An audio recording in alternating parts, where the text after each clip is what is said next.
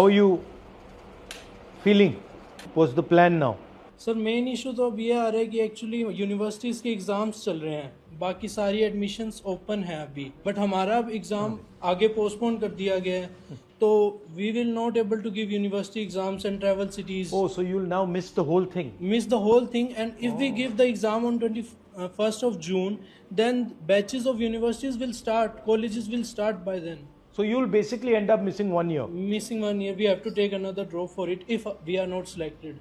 Sir मैंने 12th के बाद फर्स्ट अटैम्प्ट दिया था, बट उस टाइम पे भी पेपर बहुत हार्ड आया था और बिल्कुल नॉर्मलाइजेशन नहीं था. बट अब मेरा ट्रस्ट ही नहीं है बिल्कुल कंडक्टिंग बॉडी पे कि मैं दोबारा एग्ज़ाम दूँ. तो अब कैसे मेरे को ट्रस्ट दिलाओगे कि मेरे को वापस अपने सपने देखने चाहिए? कंडक्टिंग बॉडी है वो खुद ऐसे अपना एक्सेप्ट तो नहीं कर रही है डायरेक्टली कि उन्होंने पेपर लीक करवाया. बट सर लीक हुआ कैसे एग्जैक्टली? सर एग्जैक्टली तो कंडक्टिंग बॉडी के थ्रू ही कोई मेंबर था, उसके थ्रू पेपर गया, फिर वो इंडिया में पुणे के थ्रू जैसा हमें पता चला है वो शिखर में पहुंचा. वहाँ पर वो बहुत इजीली वेरी चीप कॉस्ट पे सर 20,000 सिर्फ 20,000 में वो पेपर बच्चों को बेचा गया. उसके बाद वहाँ से बहुत ज़्यादा. और ये कैसे व्हाट्सएप ग्रुप से? हाँ ऑनलाइन. और सर जैसे रीनीट का पेपर भी लीक हो रहा है, वो ऑलरेडी न्यूज बन गया, तो उनका कोई ट्रस्ट ही नहीं. बोले रीनीट का भैया पेपर अवेलेबल है टेलीग्राम. सर जब सिस्टम पे इतना सारा फैसिलिटी है, वो सब अपने आप ट्रैक कर सकता है पेपर किधर से कहाँ कैसे लीक हो रहा है. एक नॉर्मल स्टूडेंट पेपर को ट्रेस कर पा रहा है कि वो कहाँ लीक होगा, कैसे मिलेगा. तो सिस्टम क्यों नहीं कर पा रहा है कि हम कैसे पता लगा पाए कि किसके थ्रू पेपर लीक हुआ, कैसे हुआ? ट्रस्ट ही ब्रेक हो गया. ट्रस्ट ब्रेक हो गया.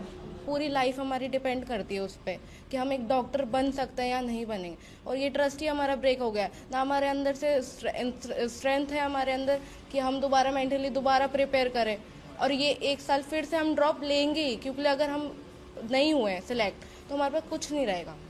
हम हर साइड से हम लेस है, कुछ कर ही नहीं सकते. हम ट्रस्ट ब्रेक हो गया, किसी को ट्रस्ट हो ही नहीं रहा कि ये पेपर लीक नहीं होगा. हमें तो लग रहा है ये भी हो जाएगा. कोई ऐसी बात नहीं है जो गारंटी कर रही है कि नहीं होगा. तो आपको मालूम नहीं होगा या नहीं होगा, लास्ट मिनट पे हो जाएगा, फिर से वो तमाशा शुरू हो जाएगा. लास्ट ईयर भी हुआ था, तब इन्होंने सेलेक्टेड जो सेंटर्स थे उन बच्चों का री करा दिया था. इस साल इन्होंने बिल्कुल ही सबका ही पेपर री कर दिया है. तो पास्ट 2 साल से ऐसे चल रहा है, तो हम क्या गारंटी लेके अगले साल भी नहीं होगा. हमारे लिए तो पूरा 1 साल ऐसे जाता है ना. मतलब एज अ स्टूडेंट हम तो अपने आप को पूरा आइसोलेट कर लेते हैं ना, एक एग्जाम के लिए हर चीज़ से कट ऑफ कर देते हैं. फैमिली इवेंट्स पे इवन हम लोग कहीं पे भी नहीं जाते, बस एक पेपर देने के लिए हमें एग्जाम क्लियर करना है. वो ही जब अगर ऐसे बिक रहा है 25-25 हज़ार में, 20-20 हज़ार में, तो वो तो कोई वैल्यू नहीं है वो. एंड ये भी तो सर कोई छोटा मोटा एग्जाम तो है नहीं. हम डॉक्टर्स बनेंगे, खुद भी सोचो, हम किसी हॉस्पिटल के डॉक्टर के जाते हैं, हम क्या सोच के जाएं कि ये तो पेपर लीक वाला है, कैसे जाएंगे? अभी जयपुर ग्रामीण में एक फैमिली पकड़ी गई जिसमें पीछे 3 सिलेक्शन थे, पर इस बार वो पकड़े गए. उसके पिताजी ने पेपर खरीदा, उससे पहले 3 बच्चों का वो सिलेक्शन हो चुका था. अगर इस बार पेपर कंडक्ट सही से हो जाता या पेपर लीक नहीं होता तो वो तो डॉक्टर बन के घूम रहे होते. तो ये बड़ा इनका ये है. तो और कोटा में तो सर हर दूसरे दिन सुसाइड हैं, और ऐसी स्थिति बन गई कि कोटा वाले जो कोचिंग सेंटर हैं वो दबा देते हैं बात को, थाने से लेके और सब कुछ. फिर उनके कैरेक्टर को जज किया जाता है कि बच्चे ने नशे की वजह से जो है सुसाइड किया है, या फिर कोई उनका लव अफेयर की वजह से सुसाइड किया है. जो एक्चुअल बात होती है वो आती नहीं है, और ये सीकर में भी होने लगा है और कोटा में भी होने लगा है. लगभग यही नाम दिया जा रहा है. इतना ज़्यादा पॉलिटिकल प्रेशर है सरकार का वहाँ पे कि अगर थोड़ा सा भी मीडिया में आ गया तो बस पहुँच जाते हैं, डरा रहे हैं. हाँ, बट दबाने से रिजॉल्व नहीं होगा ना. आप दबाते जाओ, रिजॉल्व नहीं होगा, आपको रिजॉल्व करना है. सर जैसे टोटल मार्क्स 720 होते हैं, बट ये सारे एस्पिरेंट बैठे हैं, इनको पूछो कि अगर किसी की मैक्सिमम सारा सिलेबस आता है ना तो 500 प्लस वो चला जाता है. 500 से लेके सिलेक्शन तक सर उतना ही रहता है कि अपना एग्जाम कैसे गया 3 घंटे, उस टाइम वाला वो मेन होता है सिलेक्शन में. कि अगर आपको सारा सिलेबस चाहे आता है, वो अगर 3 घंटे में अगर कुछ भी आपका खराब हो गया, टाइम वेस्ट हो गया या ध्यान नहीं लगा, तो वो जीरो हो जाता है. तो रीनीट देना मतलब सर एग्जाम वापस नहीं है, तो पूरा सिलेक्शन प्रोसेस ही वापस हो गया. And so mainly we are coming from a middle class family, and if we are talking about girls, तो उसमें इतनी फ्रीडम नहीं मिलती है हम लड़कियों को, लाइक कि इतने साल तक तुम बार बार रिपीट ड्रॉप करते रहो, वापस पढ़ते रहो, और उसके बाद अगर पेरेंट्स हमें पढ़ने भी देते हैं तो like we need money for institutes and all, जिसमें बहुत हाई लेवल के उन्होंने दे रखे हैं। जितने भी इंस्टीट्यूट्स हैं उनकी फीस इतनी ज़्यादा हाई है, लाइक इन लैक्स, तो वो लोग हर कोई कैसे अफोर्ड करेगा। और सेकंड थिंग कि हमें ये चीज़ मिल भी जाती है तो सेफ्टी नहीं होती, और उसके बाद अब हम वहाँ जाकर 3 घंटे पहले एग्ज़ाम के पहले खड़े हो जाते हैं, और उसके बाद 3 घंटे तक हमारी चेकिंग होती है, हमारा सब होता है, 2 घंटे बायोमेट्रिक में लेते हैं वो लोग, उसके बाद भी हमारी चेकिंग कर रहे हो, एक बार सिस्टम की तो कर लो। आप डॉक्टर क्यों बनना चाहते हैं? मेरी ग्रैंड मदर हार्ट अटैक से डेथ हो गई उनकी लास्ट ईयर, तो मेरा ड्रीम ये है कि मैं अगर डॉक्टर बनती हूँ तो जहाँ जो लोग हॉस्पिटल्स प्रोवाइड नहीं कर पा रहे हैं, जहाँ डॉक्टर्स नहीं है, मैं वहाँ जाकर उनकी हेल्प कर सकूँ। तो मेरा ड्रीम ये है बस, like not for just for money but for like faith and like उनको ये तो हो दैट कि हाँ कोई प्रेजेंट बचा है, सकता है। कोई बचा सकता है, कोई प्रेजेंट है उस जगह पर। Cardiologist purely because of your grandmother? या बिकॉज ऑफ हर। बट आपने बड़ी अच्छी बात बोली कि आप ये पैसे के लिए नहीं करना चाहती हो, आप फेथ के लिए करना चाहते हो।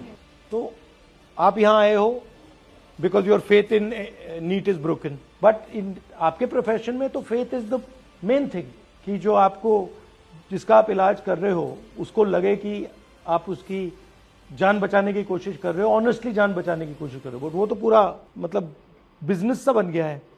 और आपका भी जो चल रहा है, फ्रैंकली आपने मुझे बोला कि tuition fees, this is not, tuition fees is not your responsibility. It is our parents' responsibility. No, but actually the education system should not require you to have tuition.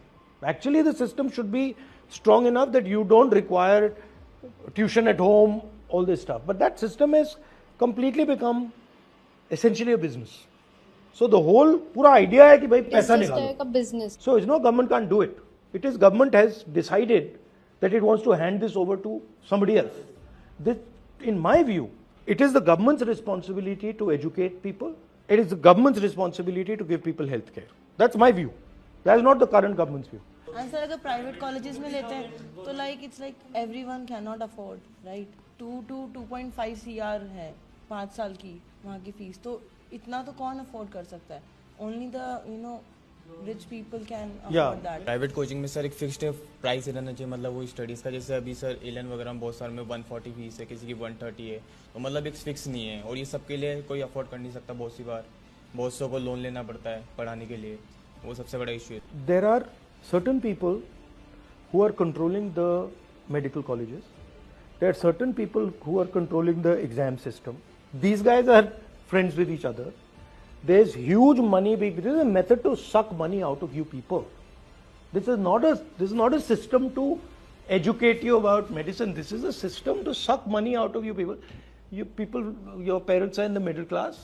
It is the way to take their money away from them and give you a dream that yes, you will become a doctor. That's the system. The problem is with the system, and the reason is because of what you're saying, that it has become only about money. It is not about caring for people. It is not about compassion. It is not for treating people. Like for example, she's got a very beautiful sentiment. She's saying, and many of you are feeling this, that I don't want to do this just for money. I want to do it because my grandmother died. I don't want other people to suffer. But this sentiment is completely being crushed.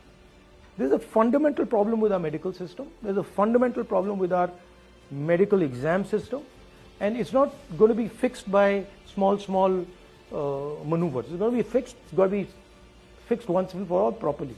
और ये जो exam है इसको एक ही दिन पे क्यों करते हैं?